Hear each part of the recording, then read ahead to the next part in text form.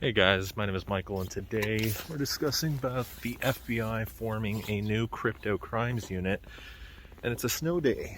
Check this, completely snowed in.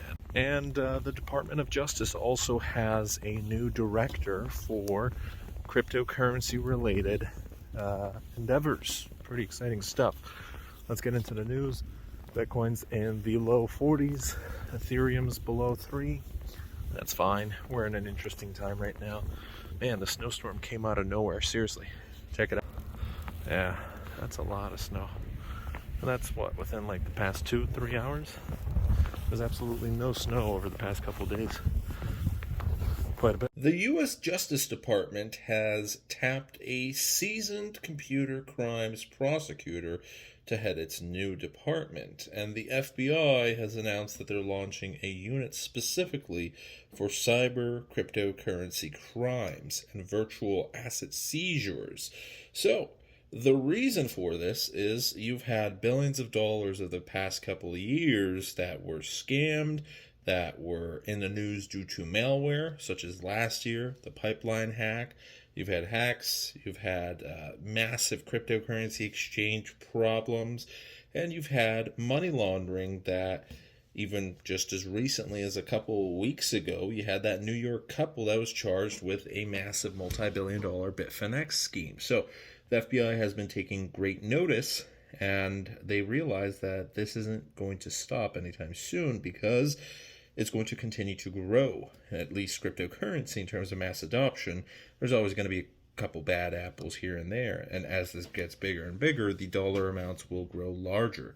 And we're going to have record breakers like this. I mean, seeing 3.6 billion, 4.5 billion, that's pretty crazy, but maybe later this decade we're going to have a $50 billion scam. Who knows?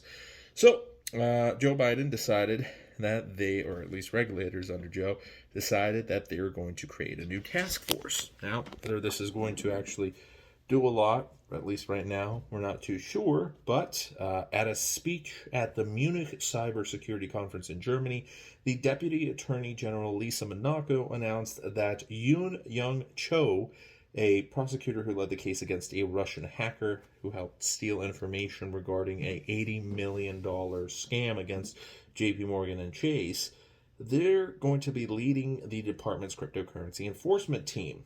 Cho most recently served as Monaco's senior counsel, and she worked for nearly a decade as a cybercrime coordinator and assistant U.S. attorney in New York. Monaco stated, "We're issuing a clear warning to criminals who use cryptocurrency to fuel their schemes.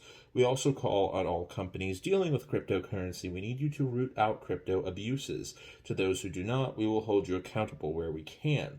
Monaco also announced the creation of a new international virtual currency initiative and said that the department will be aggressive about disrupting cyber threats even at the risk of tipping off cyber criminals and jeopardizing potential charges. Moving forward, prosecutors, agents, and analysts will now assess at each stage of a cyber investigation whether to use disruptive actions against cyber threats, even if they might otherwise tip off the enemies. So, it's definitely a move that is going to, I guess, later on down the line, a couple of years down the line, maybe result in some arrests, maybe result in some extra charges here and there, but it definitely shows that the government is serious about cryptocurrency. They're serious about trying to regulate this. They want to introduce new regulations. It is a very slow process, so they're doing what they can at the moment. And, of course, anything that's in relation to money, and I guess personal safety and the safety for nations across the globe, well, they want to protect this order that's already here. Last October, Monaco has created the National Cryptocurrency Enforcement Team, and that this new FBI unit will combine cryptocurrency experts into one nerve center that can provide equipment blockchain analysis, virtual asset seizure, and training to the rest of the FBI. So This is also going into a new realm where the government wants to hire blockchain experts to teach everybody else about this new, digital world, I guess. There's going to be a lot of old people working in the government that have no idea how this even works, but they're going to be forced to. They'll be taken over with its rapid innovation for digital assets for pretty much anything that we're going to be using over the next couple of years, just like Facebook at first, nobody really heard of it, nobody really cared, and now it's everywhere. You couldn't go to a corner of this earth where no one knew about it. The Attorney General Kenneth A. Polite Jr. of the Justice Department's Criminal Division said in a statement, "With the rapid innovation of digital assets and distributed ledger technologies, we have seen a rise in their illicit use by criminals who exploit them to fuel cyber attacks and ransomware and extortion schemes, traffic in, I can't say the word, hacking tools and illicit contraband online, commit thefts and scams, and launder the proceeds of their crimes. The NCET will serve as the focal point for the department's efforts to tackle the growth of crime involving these technologies. Yoon Young is an accomplished leader on cyber and cryptocurrency issues, and I'm pleased that she will continue her service as the NCET's inaugural director, spearheading the department's efforts in this area." So we have to remember that the government, the Department of Justice, they're very excited because what happened with Ilya Dutch, Liechtenstein, and his partner, Heather Morgan, his wife, they're treating it as a $4.5 billion seizure because, yes, they did seize billions of dollars worth of Bitcoin. And depending whether that's fully 100% theirs or other criminal groups or whatever happened, but they are very excited because this is one of the largest digital busts they've had to date.